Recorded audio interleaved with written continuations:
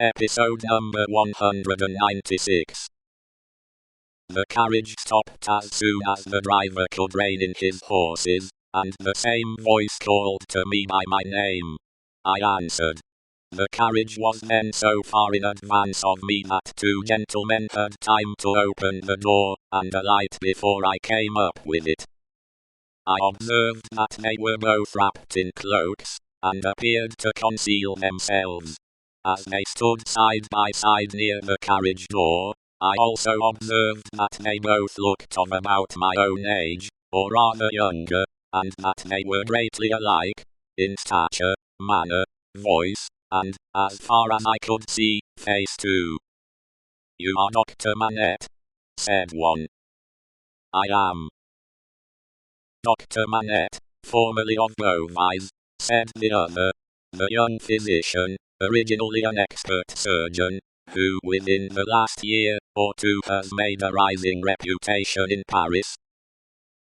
"Gentlemen," I returned, "I am that Dr. Manette of whom you speak so graciously. We have been to your residence," said the first, "and not being so fortunate as to find you there, and being informed that you were probably walking in this direction, we followed, in the hope of overtaking you. Will you please to enter the carriage?"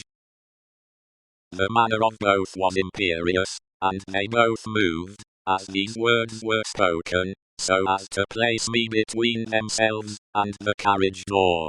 They were armed. I was not. "Gentlemen," said I, "pardon me, but I usually inquire, who does me the honor to seek my assistance, and what is the nature of the case to which I am summoned. The reply to this was made by him who had spoken second. "Doctor, your clients are people of condition. As to the nature of the case, our confidence in your skill assures us that you will ascertain it for yourself better than we can describe it. Enough. Will you please to enter the carriage?" I could do nothing but comply, and I entered it in silence. They both entered after me, the last springing in, after putting up the steps.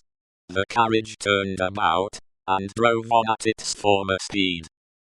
I repeat this conversation exactly as it occurred. I have no doubt that it is, word for word, the same. I describe everything exactly as it took place, constraining my mind not to wander from the task. Where I make the broken marks that follow here, I leave off for the time, and put my paper in its hiding place. Asterisk, asterisk, asterisk. The carriage left the streets behind, passed the North Barrier, and emerged upon the country road.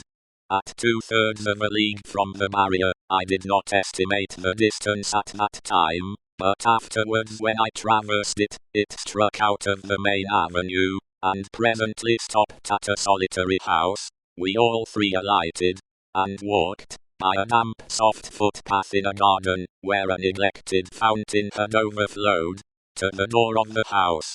It was not opened immediately, in answer to the ringing of the bell, and one of my two conductors struck the man, who opened it, with his heavy riding glove, across the face. There was nothing in this action to attract my particular attention, for I had seen common people struck more commonly than dogs.